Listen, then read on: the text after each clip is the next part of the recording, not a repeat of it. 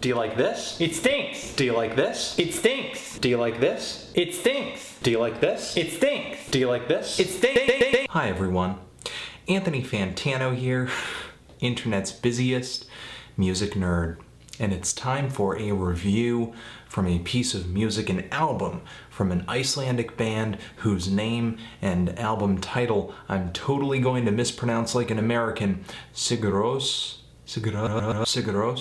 Valtari. Like I said, these guys are from Iceland, they're a quartet, and one of the most highly regarded names in the world of post-rock. And in the almost 20 years these guys have been around, they've played some of the prettiest and most uplifting music in this style. And what helps make that happen are the band's boyish vocals, their really bright harmonious layers of drony guitars, moving strings, powerful swells, very spacious drum beats propelling the songs towards cinematic finishes. And on this new LP, Valtari, Sigur Rós definitely keeps up a lot of its trademark sounds. Now this is definitely not a favorite of mine in the band's catalog, but it is a significant record for several reasons. It comes after a hiatus, also a surprisingly poppy solo record from the group's frontman Jónsi, and it also follows the release of what is said to be this band's most accessible album with a buzz in our ears we play endlessly, which is an album that contained a lot of tracks that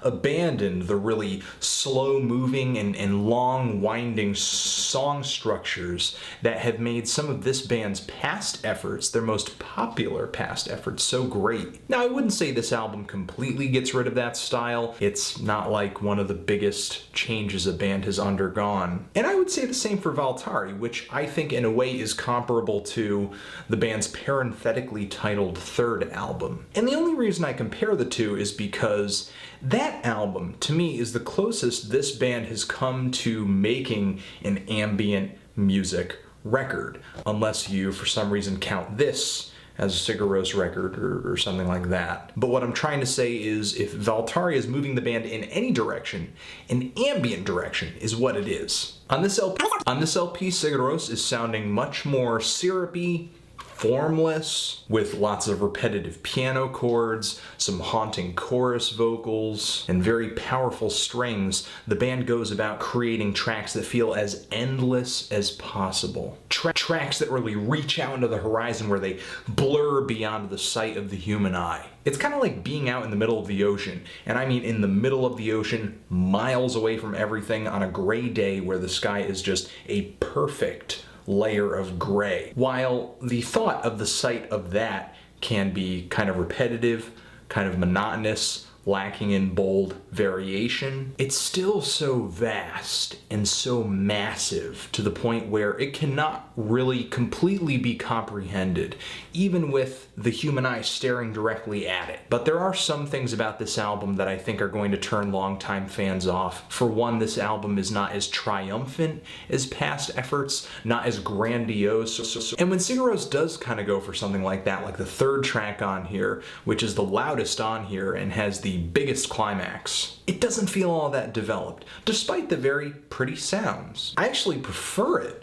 when these guys head down the road of a track like the second on here, the first single from this album, which is a song featuring this deep, beautiful wall of fluttering strings. And Jónsi's vocals on this track are great. They don't really lead the song, not in a songwriting or ballad kind of sense. They're just there to add another texture, but they feel so young, they feel so close, they feel so intimate. As far as other highlights go, the fifth track on here transitions flawlessly into the sixth, which has these kind of eerily beautiful vocals on them that are chopped and looped for a pretty haunting effect. And the final song on here is easily my favorite. It is a very somber piano piece, very subtle instrumentation in the background, a very slow pace, lots of room in between the notes. And despite being one of the quietest moments on this album, it is strikingly beautiful. And it kind of made me realize that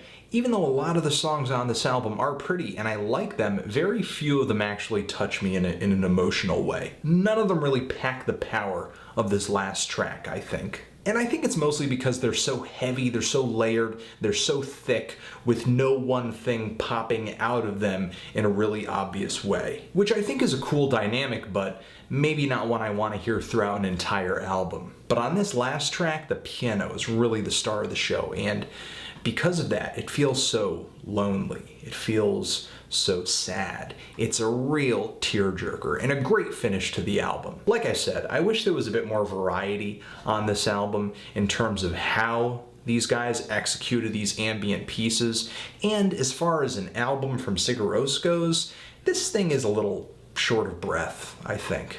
Though I do like this LP, I don't love it. I think there is the possibility for a lot of gold in a strictly ambient album from this band.